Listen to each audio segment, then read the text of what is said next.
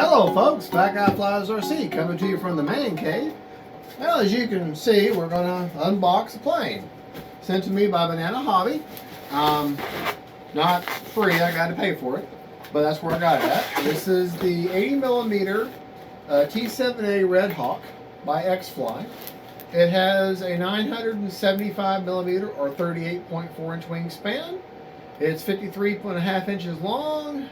It's about 80mm EDF 12-bladed fan. It's supposed to have an incredible sound. All the videos I've seen of this thing has an incredible sound to it. 100 amp ESC. The center of gravity is 16mm from the leading edge, but that's going to be the leading edge of the wing root, not the front of the wing. It's going to be where the wing touches the fuselage, I'm going to imagine. It says you can get 5 minutes of flying time. Well, we'll see. It's got some really good retractable landing gear with landing lights and nav lights. 6 channels required if you want to use flaperons, which I will be. Intermediate to advanced. Skill level and battery is a 6S, of course, 4,000 to 5,000, and I've heard of people putting up to 7,000 in this thing. But I'll be flying it on a 5,000. So, all right. And as always, just like with E-Flight and FMS and Arrows and all the other X-Flies, packaged immaculately. In case you haven't figured out, this is the unboxing video. Cool little nose cone with a hard plastic tip, magnetically held on.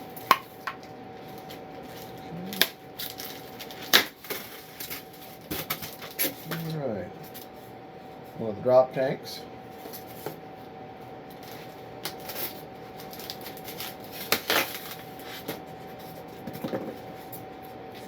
Set of missiles.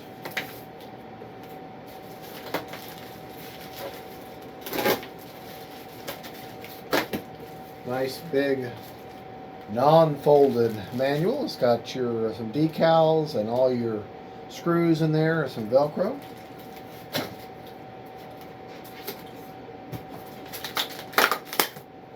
It should be the one and only wing spar.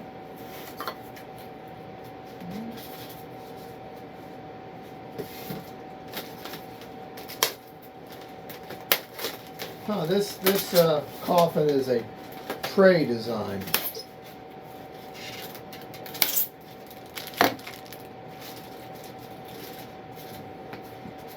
One wing,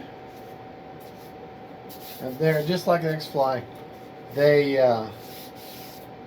you can see the individual foam cell. Well, you almost can't hear it on this one, but you certainly can't feel them. Good details. And they should use decals, not stickers, because it covers up some of the foam. Covers up a lot of the detail.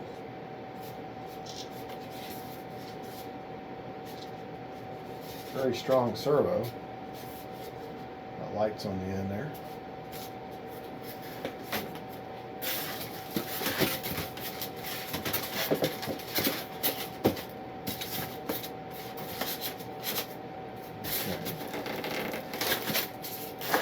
We'll have to cut it on this side. Sorry, I got my head in your face there.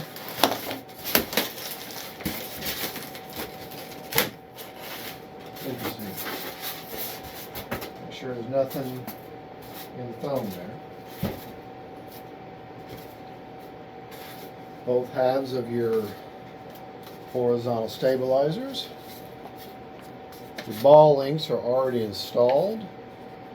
This is like on, maybe there'll be some ball bearings in there. I can't really tell. Maybe. Pretty bright. And there is a wing spar inside of that. Very bright. Very large rudders. The T-7A goes to the outside. Rudders are already hooked up for you. So are the ailerons. The only thing you got on control surface would be the elevators. More missiles tucked away.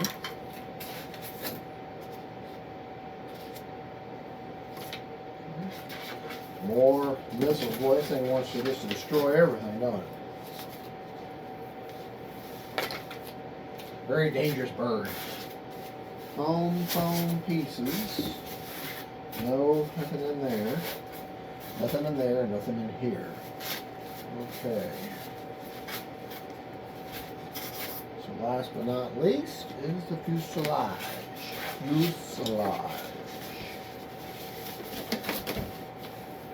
Alright, this is where all the meat and potatoes. Why do I have two wing spars? There's a wing spar already installed. I guess this one goes through that one.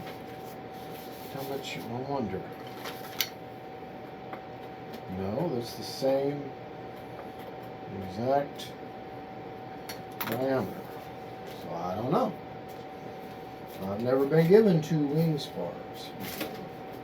Two duplicate wing spars. I don't know. That's a mystery.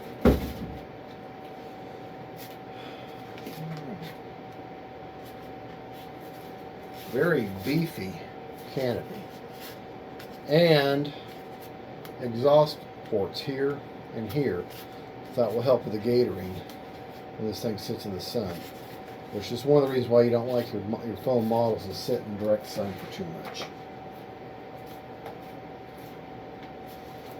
Okay, then up front here, this is kind of nice. All